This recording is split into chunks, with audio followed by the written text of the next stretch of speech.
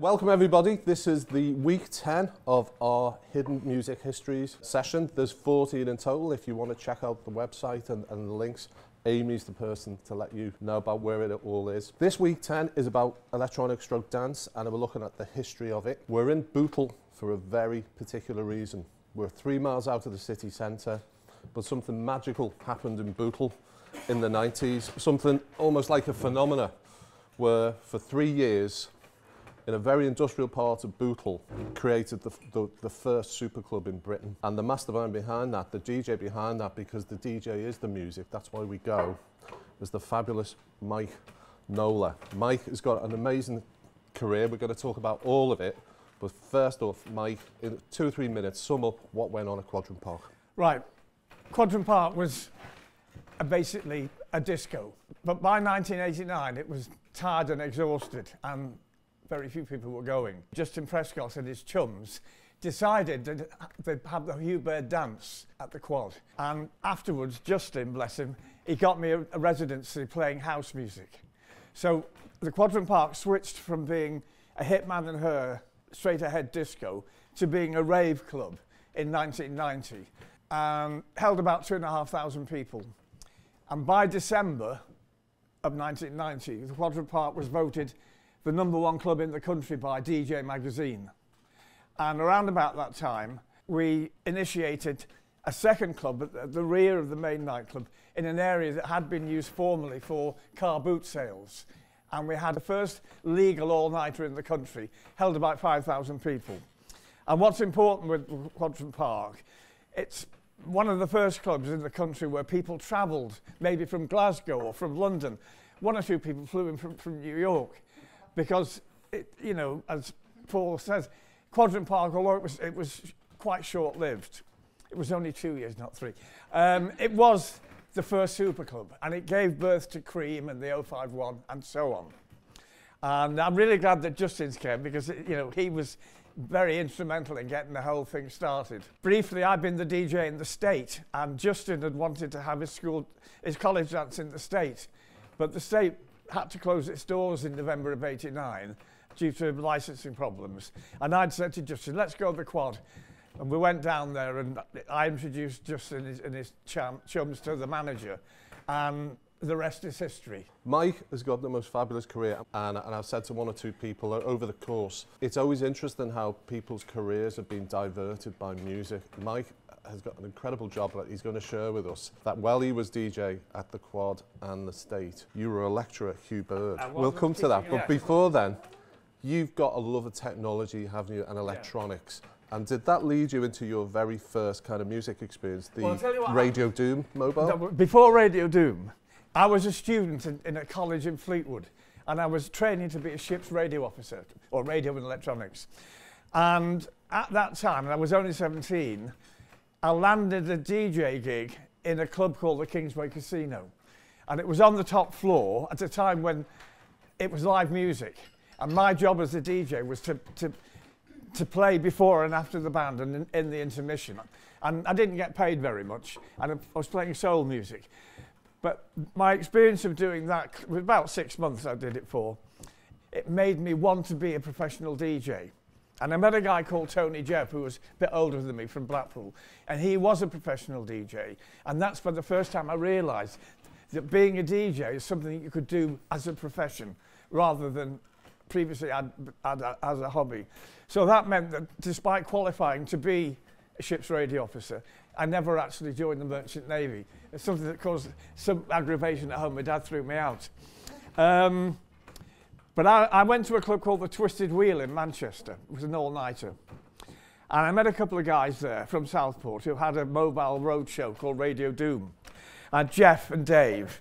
And then Jeff was a qualified school teacher. He had a bachelor's degree in education.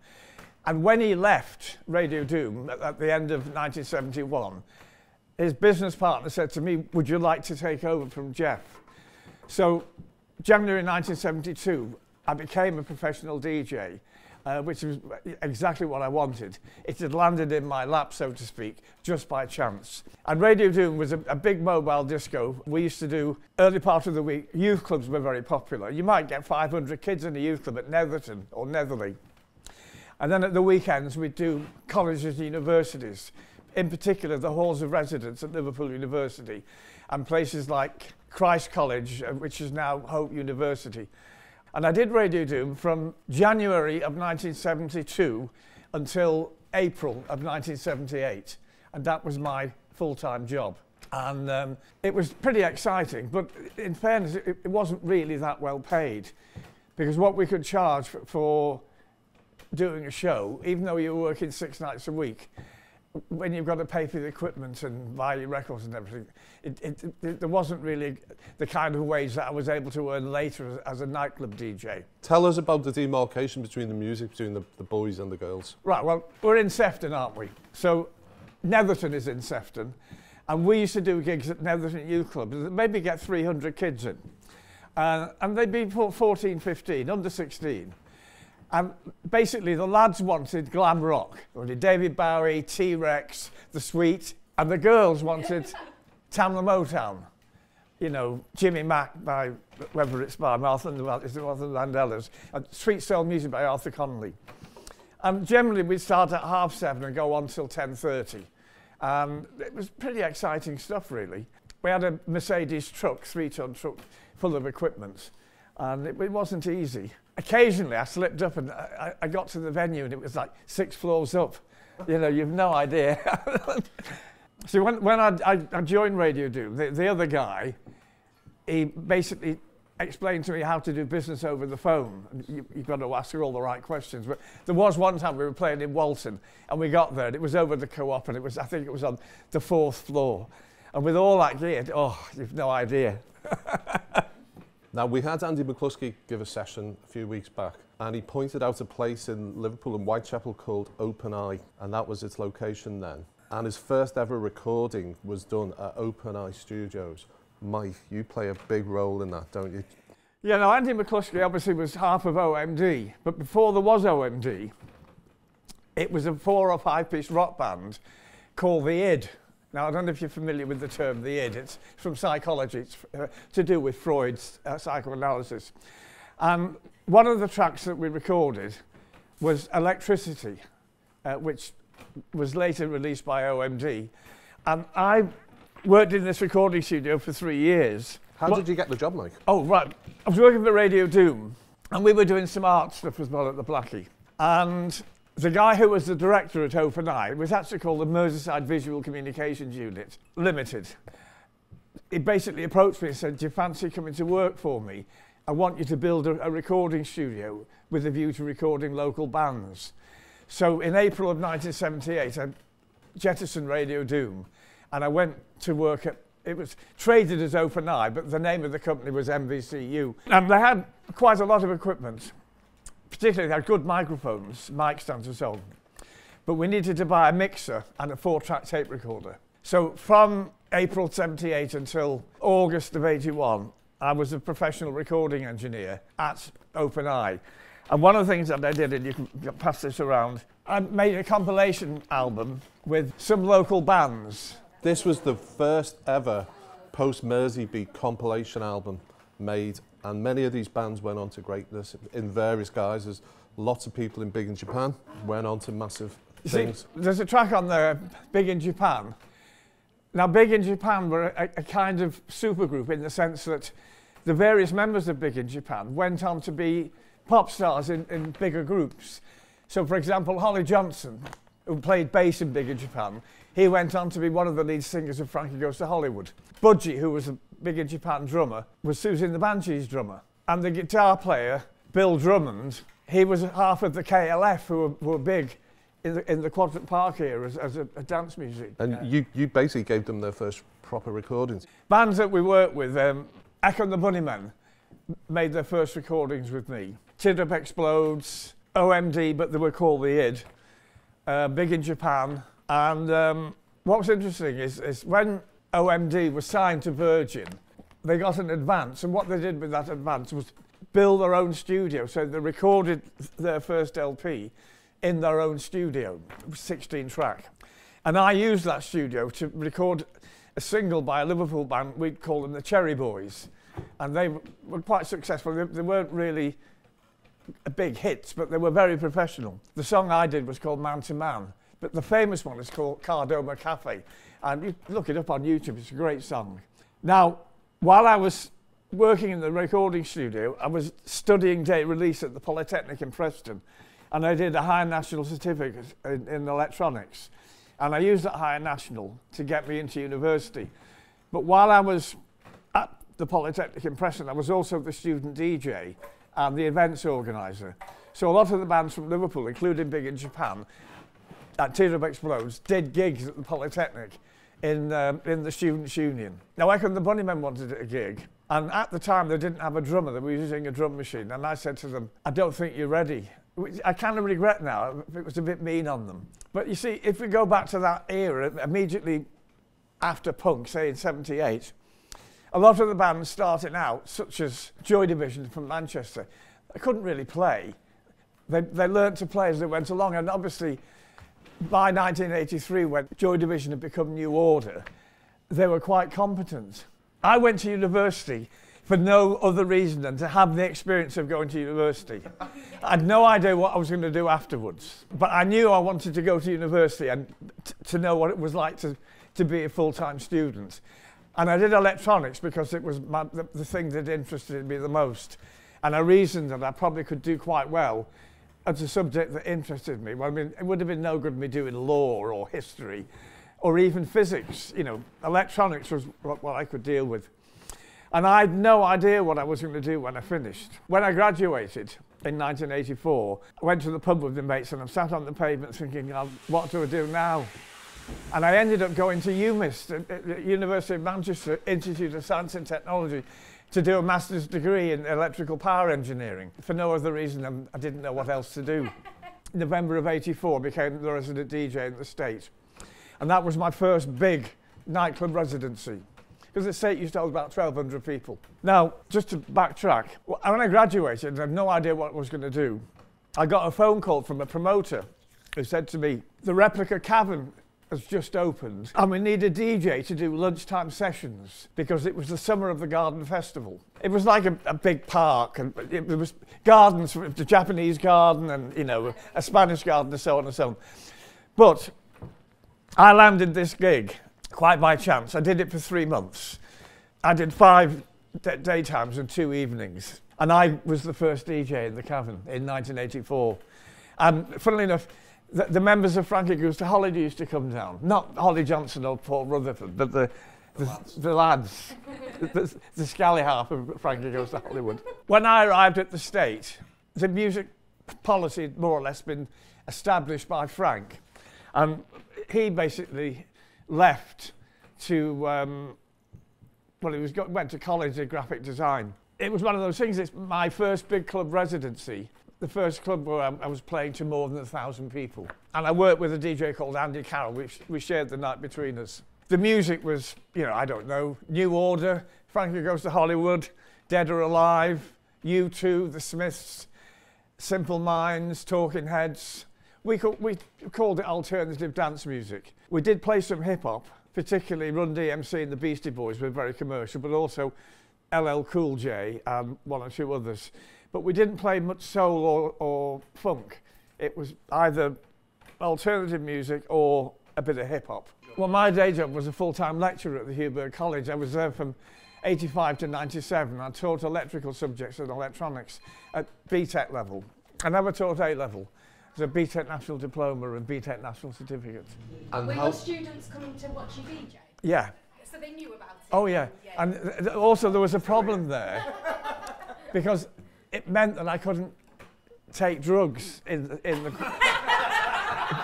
because I didn't want to be seen by my students off my tits on ecstasy. So I used to go to the Hacienda on a Wednesday to indulge my passion for drug taking. In fairness, when I was first teaching, and I was DJing 3 nights a week in the state, and also had a full-time teaching job. As you can imagine, towards the end of the academic year, I was exhausted, and I was suffering with hypertension, and I ended up having a couple of weeks off. And it was at that time that the owner of the state said to me, listen, what you need to do is come to the circuit training at the YM. You need explosive physical exercise to take away the stress, which is what I did. And I did that for about 4 or 5 years. And it made it possible for me to do the two jobs, the DJing and the teaching, and not be stressed out. Was there any sense that you might give up the teaching for DJing? There wasn't really, but the point is this: when I went off with stress in '86, the senior lecturer of the science, he said to me when I came back, he said, you know, I thought we'd never see you again. He said, you were so stressed out, you were looking really ill. He said to me, I didn't think you were coming back. And while I was off, I drove past the college, Viewburn College, in a taxi. And I looked at the place and I felt ill, just looking at the building. I thought of going back. Yeah, anyway. But what I did while I was off, I just went walking on the beach from Freshfield to Ainsdale. Yeah. Just, you know, walking and deep breathing and meditating. And I managed to get back, and, you know, because I was there for 12 years in the end. But it was, I mean, the problem was in my first year, I was doing 2 night schools. So I had a whole Friday off to be a resident DJ in a big club 3 nights a week and to have a full-time teaching job. When I was in the state, because the owner of the state didn't advertise the names of the DJs, so it advertised the state, were open, you know, 9 till 2, alternative music, but there was no mention of the names of the DJs. So I didn't tell my colleagues that I was a DJ, you know, and they only found out when it was Acid House, suddenly, somehow or other.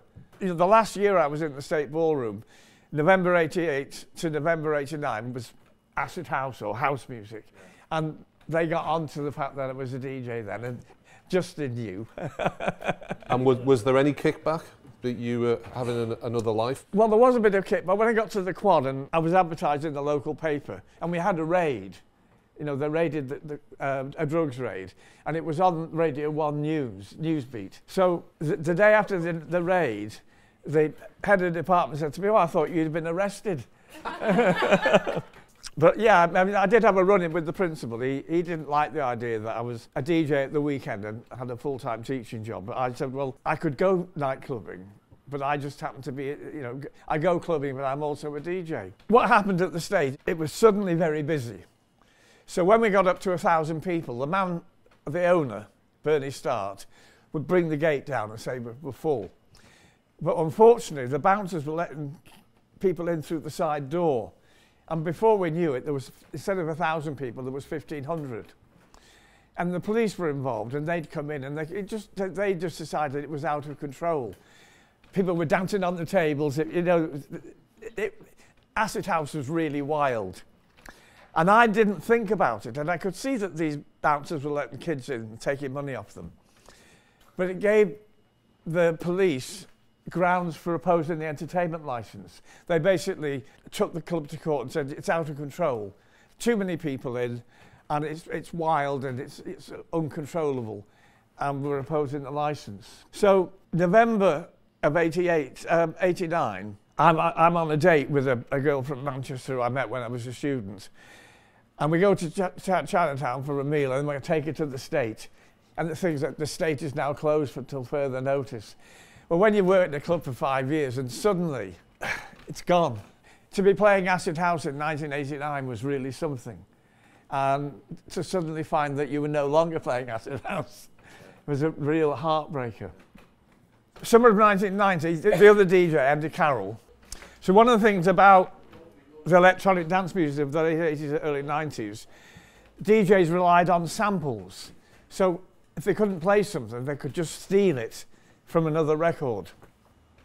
It did cause some problems because some groups didn't want to be sampled. But on the other hand, if the sample was from a not particularly well-known record, they could get away with it.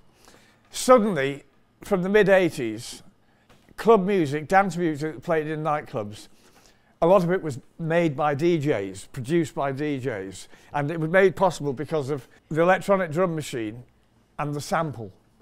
So what you can't play, you can steal. And funnily enough, Black Box, Ride on Time, the lead vocal was Loretta Holiday, Love Sensation. Yeah. And basically, so the girl on Top of the Pops she was miming to somebody else's vocal, and it was just sampled. And Loretta Holloway was heartbroken that this record was a hit, and she wasn't even mentioned. When I got to the Quad, and when we with the all-nighter was just a big open space that had been used for car boot sales, so there was no sound equipment or lighting, and everything was rented just for Saturday night in the all-nighter. The backstory is this, that when the club opened, the owner and the manager decided they'd have a 24-hour snooker club. And that meant that they had to have an entertainment license, which was 24 hours. Booze they could only sell when you're allowed to sell it, till 10:30 at night. But it was a 24-hour club. And we used that entertainment license to allow us to have an all-nighter in the Pavilion nightclub at the back of the Quad. So that's how we got this all-nighter. It was a you know, what's the word I'm looking for? It was a loophole. But it was the first legal all-night rave in the country. Now what went wrong is that the owner wasn't rigorous. He started to let people in who were not members.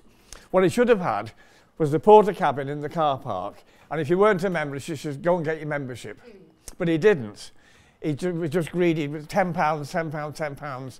And the police became aware that non-members were getting in, and they just attacked the licence on the basis that we weren't rigorously, you know, adhering to the fact that it was a members' club. For those of you who are not familiar, in the 70s, a nightclub that went on till 2 in the morning, generally you had to be a member. But in the 80s, that requirement for membership was dropped. So clubs like the State, it had what was called an extended hour certificate. And all the State had to do was provide hot food. There was no requirement for members. But the all-nighter was definitely a members situation. And, you know, it's one of those things that it could have lasted longer if Mr. Spencer hadn't been greedy. Well, the Quadrant Park opened as a house music club in January of 1990, and by the summer, people were coming from Glasgow, from London, from Birmingham, basically coaches. And by December, the article in DJ magazine, a nice article with pictures and well written, by a Liverpool journalist actually, the Quadrant Park was suddenly the #1 club in the country. So for that brief period, it made me the #1 DJ in the country. What happened was, in the autumn of 1991, 2 new clubs opened in the city, the Academy, which went on to become Cream, and the 051. And our audience between September and December of 1991 just drifted away. So that on Christmas Eve in 1991, we only had about 300 people in. And I remember it was freezing cold. Because a big club like that, you need bodies to you know, keep the air warm. What was the capacity? 2,500 in the club, and up to 5,000 in the all-nighter. But basically, our crowd just drifted away between September and December of 19, and you just knew it was over, and it was a great shame. There was nothing you could do to bring it back, because the kids would much rather go out in the city than out in Bootle, in, you know, some warehouse in an industrial estate. So what I did, when the Quad closed, I moved to a club called the Hard Dock, which was, well, it was on the Dock Road. But the music policy was different. I was playing hardcore techno instead of house, and I did that for 2 years. The Hard Dock, I left the Hard Dock in 1993 at Christmas. You got the sack, actually. Lord only knows why. Well, I do know why. We started to play trance, which was a new dance style, and the promoters wanted hardcore techno, so they just, oh, to be put it blunt, fucked us off. But around about then, in '94, was the birth of Back to the Old School, where, you know, the Italian house anthems were being played. And the first night was at the 051, and it was Dave Gray, and he called it Anthem City.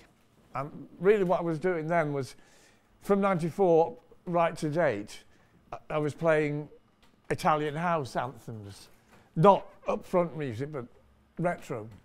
It was my interest in 70s interest in Northern Soul and disco that enabled me to be a house music DJ. And obviously an important thing with playing house music is what they call beat matching or beat mixing, where you synchronise the 2 records so they're beating together and you crossfade between one and the other. I went to Switzerland in 1985 and a friend of mine was DJing and he could mix. And that's when I realised that's a skill I need to develop. So using 2 copies of the same record by new order, I taught myself how to beat match or beat mix. And then when I became a house music teacher, that was a really important skill to have. Mike, it's been absolutely magical and joyful. Thank you. Oh, thank you so much. Thanks for coming.